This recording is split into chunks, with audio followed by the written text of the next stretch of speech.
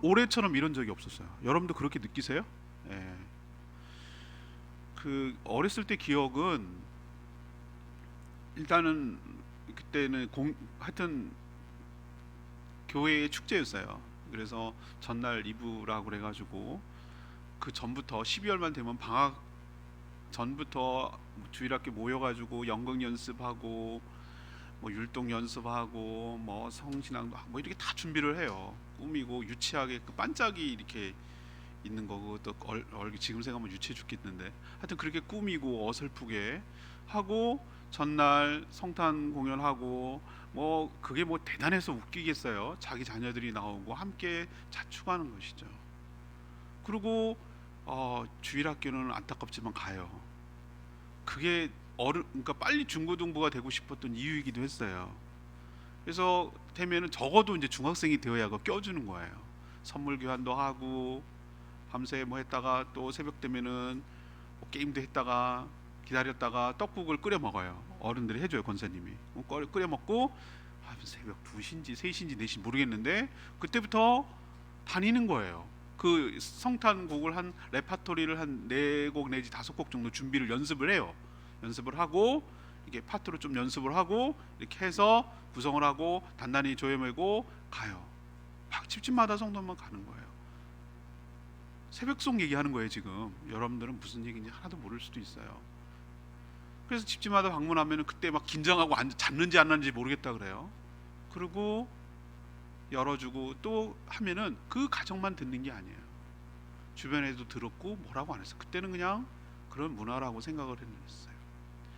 그리고 또 뭐 이게 거기서 또 그 성탄 선물을 줘요. 왜 주는지 우리가 줘야 되는데 왜 주는지는 모르겠으나 과자 뭐 귤 뭐 이런 것들을 주면은 등치 큰 애가 꼭 자루에 들고 댕겨요. 산타가 아니라 도둑 같아 느낌이 지금 생각하면. 주는 게 아니라 받아와서 그것을 가지고 새벽에 다 정리하고 분류하고 그건 또 주일학교 선물로 나가고 그러면은 꾸벅꾸벅 졸다가 새벽 저기 성탄 예배를 맞고 뭐 이랬던 기억이 나요. 뭐 그게 잘한 건지 모르겠지만 제가 지금 얘기하고 싶은 것은 다 사라졌어요. 그 기억을 추억하는데 하나도 못하는 거예요 지금. 모이지 마. 맨날 전화 오고. 가급적 온라인 들으시는 거 알죠? 뭐 이렇게 저한테 확인 전화. 너무 슬퍼요. 너무 슬프고 속상하고 어쩌다 우리가 이렇게 됐는가. 또 하나 슬픈 것은 다음 세대들이 과연 이런 문화를 기억할까? 정말 성탄절하면 이들이 뭘 기억을 할까? 이런 생각이 드니까 너무 좀 답답하고 그래요. 그래서 우리가 어떻게 하든지 이 성탄의 불씨를 살리고 이 좋은 문화의 형태로 다음 세대들에게 전달돼서 예수의 기쁨과 예수 탄생의 기쁨과 의미를 계속 세대가 이어가더라도 계속해서 했으면 좋겠다는 간절한 마음이 이번 크리스마스만큼 들을 때가 없었어요. 여러분 오늘 예수님 왜 이렇게 성탄절이 기쁘고 이렇게 안타까워하면서라도 하려고 할까? 예수님의 탄생이 어떤 의미가 있기 때문에 이렇게까지 할까라는 오늘 말씀을 들으시고 오늘 말씀을 통해서 여러분 성탄의 의미를 다시 새기시고 그 의미를 확산하고 전달하는 데 힘쓰는 저희들 되기를 원합니다. 오늘 내용을 쭉 요약하면 이런 내용이에요. 로마 황제 아구스토스죠. 그 황제가 모든 사람, 그러니까 모든 사람이라고 말하는 것은 자기 본토 로마뿐만 아니고 로마가 식민지로 있던 모든 곳 사람들까지 호적을 하라라고 명령을 한 것이죠. 요즘으로 치면 뭐죠? 등록을 하고 우리는 출생신고를 바로 하기 때문에 필요 없지만 그때 당시에는 누가 어디서 몇 명이 사는지 전혀 몰랐거든요. 그래서 요셉과 마리아도 옛날에는 온라인 시스템이 안 돼 있으니까 요즘처럼 우리나라처럼 돼 있으면은 우리도 이 시스템을 해외 수출까지 한다고 하는데 이렇게 움직일 필요가 없죠, 그죠? 제주도가 고향인 사람은 서울에 살다가도 내려와야 된다는 거예요. 이 어이없는 일이 어딨냐고요. 그래서 요셉과 마리아도 조상의 고향, 그러니까 다윗의 고향이죠. 베들레헴 쪽까지 북쪽에서 아래로 내려오는 거예요. 근데 그때 성녀로 잉태된 마리아가 해산할 때가 된 거예요. 그 타이밍이. 그래서 아기를 낳으려고 옛날에 산부인과가 없잖아요. 그러니까 집이라도 얻으려고 했는데 그 조그마한 베들레헴, 떡집이라고 하는 이 베들레헴 그곳에는 이미 호적하러 온 사람들이 몰려왔기 때문에, 타지에 있는 사람 몰려왔기 때문에 묵을 공간이 없는 거예요. 찾아도 빈 방이 없는 거예요. 제가 성탄절에 빈방이라는 연극하다가 울었던 경우 있거든요. 이렇게 못난이 같은 애가 바본데 예수님 대사가 예수님 방 없어요, 빈 방 없어요 이렇게 말해야 되는데 얘가 거기에 빠져버린 거예요. 빈방 우리 집 방이 있는데 이렇게 얘가 말한 거예요. 그 대사가 지금도 생각이 나요. 빈방이라는 영화가 있었어요. 옛날에 성탄절날 연극했던 대사였어요. 그게 생각이 나네요. 아무튼 방이 없는 거예요.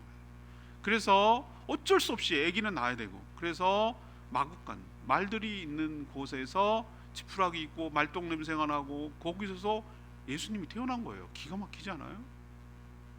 아기를 눕힐 데가 없으니까 말들이 먹는 밥통 말, 그걸 말 구유라고 그러니까 뭐 구유라고 그러니까 이러면 뭐 대단해 보이지 않으세요? 개밥통, 개밥그릇 같은 거, 말밥그릇이에요. 말밥그릇. 거기다가 온포가게 파여 있으니까 거기다가 강보에 싸서 누인 거예요. 그렇게 예수님이 태어났어요. 근데 한편에는 하나님은 다각도로 거기는 거기대로 진행하고 있고, 하나님은 다른 쪽에다가 이 소식을 알려주고 싶은데, 여러 사람이 있지만 그 지역 양을 치던 목자들, 그러니까 베들레헴 지역에 있는 들판에서 양을 치던 목자들에게 나타났어요. 천사들이. 그래서 이 다윗의 동네에 그리스도가 태어났다라는 소식을 그들에게 제일 먼저 알려줍니다. 동시에 그들은 놀라운 광경을 목격해요. 천군과 천사들이 함께 찬양을 하는 것을 봐요. 그 대사, 그 찬양 가사가 중요한데, 하나님께는 영광이며 땅에는 평화로다 라는 찬양을 했다는 내용이 여러분과 저가 지금 전에 읽은 내용이에요. 그래서 오늘 질문은 이거예요. 예수님의 탄생은 어떤 의미가 있습니까? 라는 것이 오늘의 질문입니다. 첫 번째로 1절에서부터 7절까지에 있는 말씀의 내용인데요, 하나님께서 세상의 모든 것을 주관하며 다스리시는 줄 믿습니다. 이걸 보여주는 거예요. 예수님이 태어날 당시 로마 제국이 세상을 지배하고 있었어요. 세계에 물론 그때도 동시에 중국도 있었어요. 근데 항상 역사는 승자 입장에서 쓰거든요. 분명히 동양에도 역사가 있었고 다 있었어요, 지구상에. 그렇지만 그 당시에 주류를 이끌고 있는 것이 그 지중해를 중심으로 해서 세계 패권과 문명이 일어났기 때문에 그 지역을 지배하는 것이 세상을 지배하는 것처럼 여겨졌거든요. 또 예수님이 그 타이밍에 헬라어라는 공용어와 요즘으로 치면 영어, 그 다음에 로마의 도로가 다 뚫리고 식민지가 지배했거든요. 언어와 교통, 요즘은 통신 같은 거죠. 그때 드디어 이렇게 모든 것이 인프라가 갖춰졌기 때문에 그 타이밍을 하나님께서 사용하신 것이 아닌가라고 해석하는 분도 있어요. 아무튼 페르시아 넘어갔어요. 헬라, 그리스의 문화가 헬라 문화권이거든요. 헬레니즘. 걔네들이 잡고 있다가 걔네 누구한테 넘어가요? 로마한테 넘어가요. 로마가 1000년 동안 지배를 하거든요. 예수님 오시기 전부터 서서히 장악하더니 예수님 당시에는 완전히 장악을 하고 했어요. 로마가 전 세계를 다스려. 당연히 이스라엘도 로마의 식민지였어요. 처음에는 황제가 그 정도는 아니었어요. 그러나 항상 보면은, 북한 보면 알듯이 모든 그 통치자들은 점점 더 신격화시키고 또 자기가 신격화하려고 여러 가지 일들을 합니다. 요즘처럼 상권 분립이 되어 있지 않은 때에는 모든 절대 권력을 갖고 있던 때이기 때문에 황제는 신격화됐어요. 그리고 아첨하는 수많은 신하들이 신격화도 시키고, 그래야 자기도 떨어지는 게 있으니까 로마를 신으로 모셨어요. 로마 신상, 황제 신상에다가 절을 해야 한 해가 시작되고, 모든 공무원과 모든 로마 시민권은 전부 다 황제에게 절을 하고 한 해를 시작하도록 만들어서 신격화시킨 거죠. 북한이라고 생각하시면 돼요. 자, 그러면 로마 황제의 명령에 따라 세상이 움직여 나가고 있는 것처럼 보여요. 그때 예수님 태어날 때가 아구스토, 우리는 지금 한글로 아구스토라고 번역했는데, 세상의 역사를 아우구스투스 동절, 로마 동전 금전에도 나오는 그 흉상이 나오는 아우구스투스가 그때 로마의 황제였어요. 그리고 동시에 그 지역의 총독으로 파견된 자가 구레뇨가 시리아라고 지금 통칭하는 시리아, 그러니까 이스라엘 그 땅이죠. 통치자로 있을 때라고 역사적으로 얘기를 하는 거예요. 왜 이걸 밝힙니까? 왜 이런 얘기를 누가가 얘기를 하고 있죠? 예수님의 탄생은 무슨 전설이나 신화 속에 나오는 허구가 아니라는 거예요. 허구가 아니라 팩트, 다시 말해서 실제 우리가 살고 있고 호흡하고 있고 시간과 공간이 있고 이 통치자가 누구일 때란 얘기하는 시점과 장소를 얘기하는 거잖아요.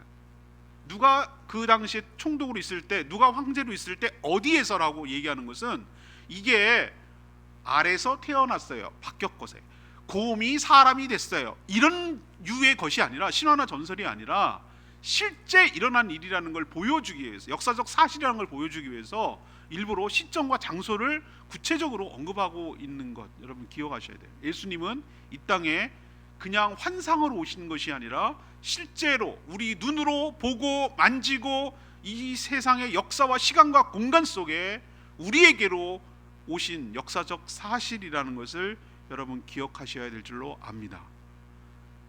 황제는 식민지 백성들까지 호적하라고 명령했어요. 마음대로 움직이죠. 세상에 명령 안 움직이면 죽으니까. 왜 이렇게 다 주민등록을 하라는 걸까요?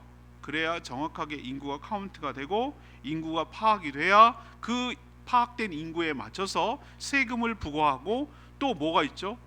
군대를 소집하고 이런 일들을 할 수 있기 때문에 그게 실질적으로 다스리는 거거든요. 다스리는 가장 기초가 뭐예요? 기초 데이터가 있어야 누가 있는지 알아야 복지도 얘기하지만 요즘은 그래야 세금을 매기고 그래야 뭘 할 거 아니에요. 예측을 할 수 있잖아요. 옛날이나 지금의 통치자들은 가장 먼저 하는 일이 인구 조사를 하는 거예요. 우리도 지금 5년마다 인구 센서스를 하는 이유가 앞으로 예측하는 것도 있고 지금 현재 어디에 어떤 상태인지를 파악을 해야 계획을 할 수 있기 때문에 그러는 것이죠. 근데 그 당시에는 어떻게 했어요? 무식한 방법이었어요. 자기 조상, 우리는 요즘 아이들은 전부 다 기억을 못합니다. 이제 우리 때에 가면 끊어질 거예요. 우리 밑에 때에 가면 끊어질 두 가지가 있는데 당신 본 적이 뭐예요? 라고 말하는 게 무슨 말인지 모르는 세대가 될 거예요, 아이들이. 또 하나, 저희까지는 돌림자가 있었어요. 저는 상자가 돌림이에요. 우리 아이들은 희자가 돌림이고요. 우리 창이가 아들을 낳으면 앞에 자가 있을 제자를 써게 돼 있어요. 그게 다 정해져 있어요. 그것도 웃기는 얘기긴 하지만 아무튼 그랬어요. 제 본적은 경주이시예요. 평리공파예요. 뭐 이런 것들을 저는 알고 있지만 족보도 받고 있지만 아마 그 다음 때 가면은 사라질 것 같은 생각이 지금 들어요. 뭐 그것도 저는 하나님께 맡기는 일이라고 생각돼요. 아무튼 중요한 거는 본적으로 가는 거예요. 우리로 치면은 지금 이 얘기는 본적으로 가라는 거예요. 저는 경주이시기 때문에 경주까지 가야 되는 거예요. 어이없죠? 아니 뭘 그럴 필요가, 이렇게 됐는데 옛날엔 그랬어요. 그래서 북쪽의 갈릴리에 살았어요. 갈릴리. 북쪽의 갈릴리 지역의 왼쪽에 보면은 나사렛이라고 하는 호숫가가 아니라 산골이에요. 나사렛 지명을 이렇게 가다 보면은 북쪽 가버나움이 있고 가버나움의 이쪽 서쪽 아래쪽 치우쳐서 나사렛이라는 산동네가 있어요. 거기서 요셉도 마리아도 살았거든요. 목수로 지내면서 아버지가. 그러면서 근데 베들레헴까지 내려오려면 한참 내려와야 돼요. 사마리아를 통과하고 심지어 예루살렘까지 통과해서 예루살렘 아래쪽까지 내려와야 돼요. 옆에 옆구리. 거기가 베들레헴이에요. 여기가 왜 내려와야 되는가? 요셉의 조상이 다윗이거든. 이것도 저는 여러분 명심해야 된다고 그랬어요.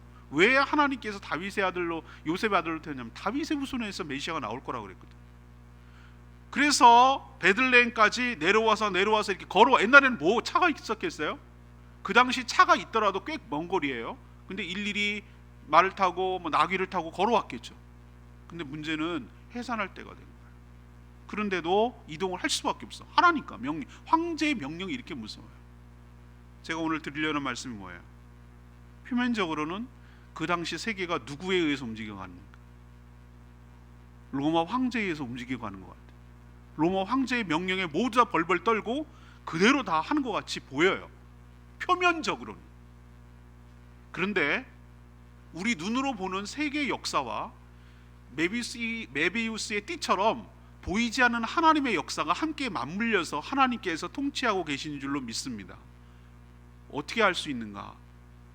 황제의 명령에 따라 베들레헴으로 움직이는 것처럼 보여요, 겉으로는.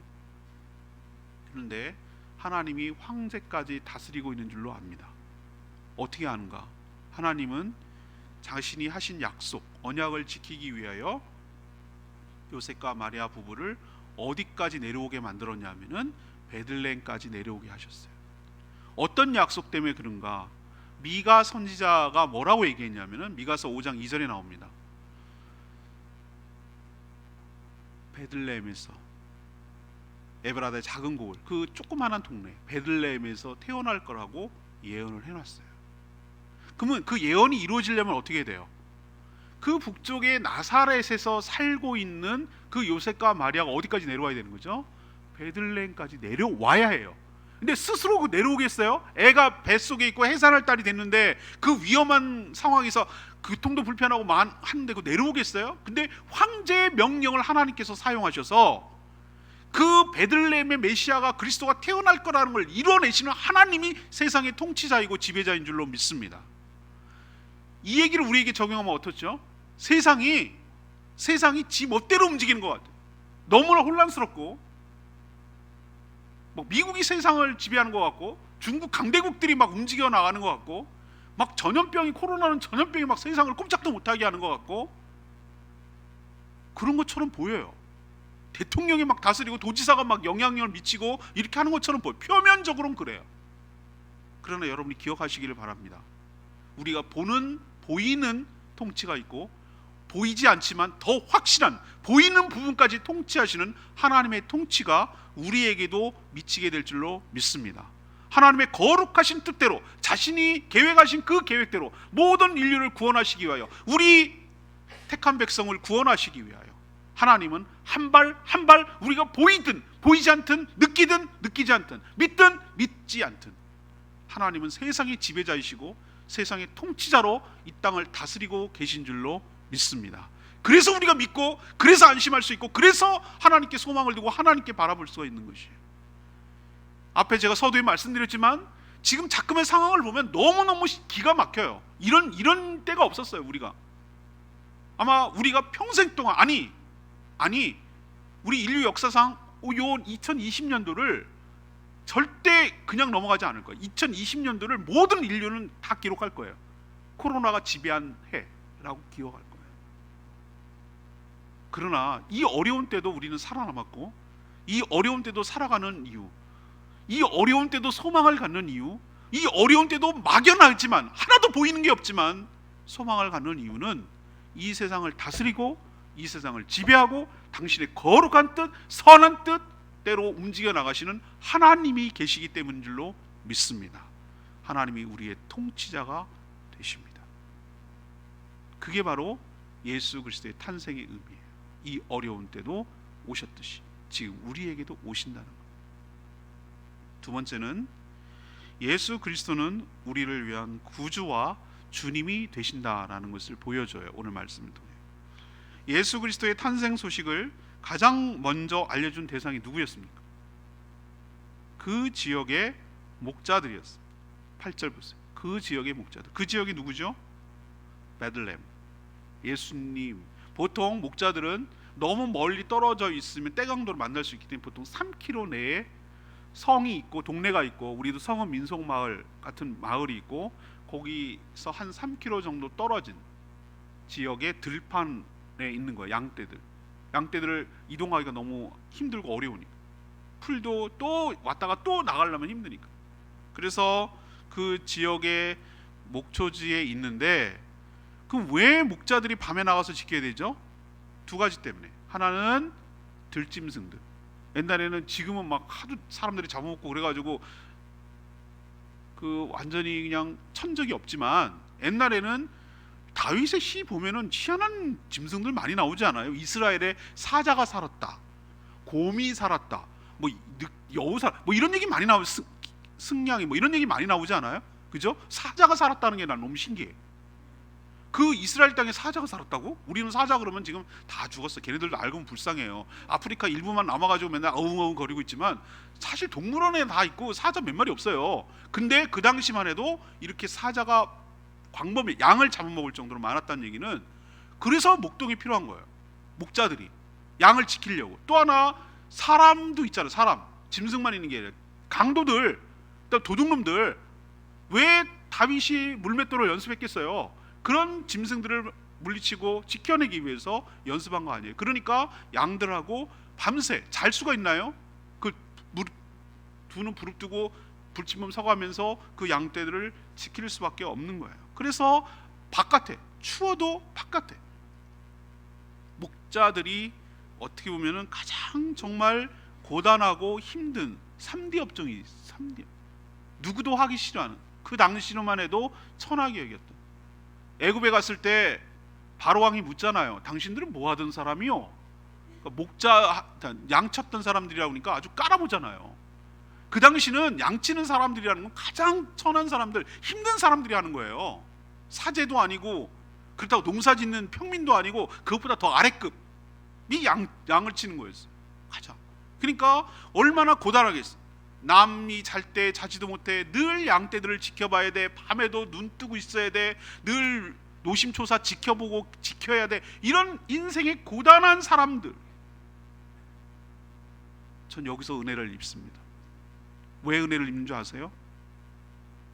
이 기쁜 소식을, 구주 탄생의 기쁜 소식을 누구에게 전했다고요? 그 지역 목자들에게 전한 줄로 믿습니다. 이 얘기는 뭐냐? 그들이야말로 이 기쁜 소식을 가장 먼저 들어야 되고 가장 필요한 사람들이기 때문인 줄로 믿습니다. 로마 황제, 헤로당, 구레네 총독 알려주면 기뻐할까요? 이들에겐 결코 기쁜 소식이 아닐걸요? 뭐? 왕이 태어났다고? 세상의 왕이라고? 자기 권력에 도전하고 의식이 돼서 없애버리고 신경 쓰이고 제거하고 그래야 될 소식이지 이게 기쁜 소식이겠어요? 원래 하늘 아래 태양이 두 개가 없다고 권력을 가진 자는 자기 또 다른 권력자가 나타나는 걸 항상 견제하게 돼 있어요. 그들에게 전하지 않아요. 이건 기쁜 소식이 아니에요. 그들에게. 그러면 제사장, 서기관, 바리새인들 그토록 메시아를 표면적으로는 기다리고 있다고 했지만 그들이 원하는 메시아는 어떤 메시아죠? 로마 제국에서 해방시키고 다윗 국가처럼 1등 국가를 만드는 그런 메시아만, 정치적인 메시아만 원했던 거기 때문에 그들에게 전해봐야 핀트가 안 맞아요. 천사들은 목자들에게 무서워하지 말라고 하면서 뭐라고 오늘 표현했습니까? 온 백성에게 미칠 큰 기쁨의 좋은 소식. 형용사가 어마어마하게 서술어가 되어 있어요. 그냥 복음, 기쁜 소식이라고 말하지 않고 그 범위를 얘기해요. 온 백성에게, 온 백성들에게 미칠, 영향을 미칠 큰 기쁨의 좋은 소식이라고 형용사가 3개의 부사까지 붙어 있어요. 복음이 그런 거예요. 근데 그 내용이 뭐예요? 다윗의 동네에 구주 플러스 그리스도 곧 주님이 태어나셨다. 이게 그 소식이라는 거예요. 11절에 있는 말씀입니다. 예수님이 우리에게 어떤 분인지를 천사들이 목자들에게 알려주고 그것을 기록하게 함으로 예수님이 어떤 분인지를 깨닫게 하여 준 줄로 압니다. 예수님은 이스라엘뿐만 아니라 여기서 온 백성이라고 하는 것은 온 하나님의 인류를 의미합니다. 온 세상의 사람들에게 영향을 미치, 작은 정도가 아니라 큰, 그리고 이것은 무서운 것이 아니라 기쁜 소식인 줄로 믿습니다. 예수님이 우리의 구주, 구원해 주시는 분 플러스 그리스도 우리의 주님이 되시기 때문입니다. 그래서 여러분들에게 큰 기쁨의 소식이 되려면 예수님이 여러분에게 나를 죄와 사망과 사단의 권세로부터 해방시켜 주시는 구세주, 구주로 그분을 영접해야 돼요. 내가 내 힘으로 살아가려는 모든 주인됨을 내려놓고 예수님이 나의 주인 그리스도로 모시게 될 때 여러분에게도 큰 기쁨의 소식이 될 줄로 믿습니다. 이 세상에 뭐가 큰 기쁨의 소식일까요? 코로나 끝났다는 거? 아니요. 코로나 끝나도 이런저런 어려움은 계속될걸요. 또 다른 전염병이 찾아올지도 몰라요. 빈부격차는 여전할 거고요. 있는 자들의 그 갑질과 없는 자들의 비참함은 계속될 거예요. 죄악은 끊임없이 일어나고 범죄는 끊임없이 일어날 거예요. 코로나가 해결된다고 해결되는 거 아니에요. 온 인류의 백성에게 미칠 크고 기쁜 소식은 딱 한 가지밖에 없어요. 예수 그리스도를 영접할 때, 예수 그리스도를 믿을 때, 구주와 주님으로 믿을 때, 그분이 이 땅을 다스릴 때, 그분이 내 인생을 다스릴 때 크고 기쁜 소식이 될 줄로 믿습니다. 예수님의 탄생의 의미 여러분이 기억하시고 그분을 기쁨으로 맞이하는 저와 여러분 되기를 소망합니다. 세 번째는 13절에서 14절까지 말씀인데요, 하나님께는 영광이고 사람들에게는 평화가 됩니다. 이게 예수님의 탄생 의미예요. 천사가 목자들에게 예수 그리스도의 탄생을 전한 뒤 갑작스럽게 동시다발로 수많은 천군과 천사들이 함께 하나님을 찬송하기 시작합니다. 들판, 여러분 생각하세요. 목자들이 있고 양들이 있어요. 세상 조용해요. 무슨 일이 일어나는지 몰라요. 그 옆에 떨어져 있는 베들레헴에 그런 일이 일어나는지를 몰라요. 그냥 일상의 평범한 조용한 밤이에요. 세상은 이렇게 조용하고 평범한 일상이지만 하나님이 계신 영적 세계, 천군과 천사들은 난리가 났어요. 지금 난리가 났어요. 천군과 천사들이라고 그랬잖아요. 수많은 천군과 천사들.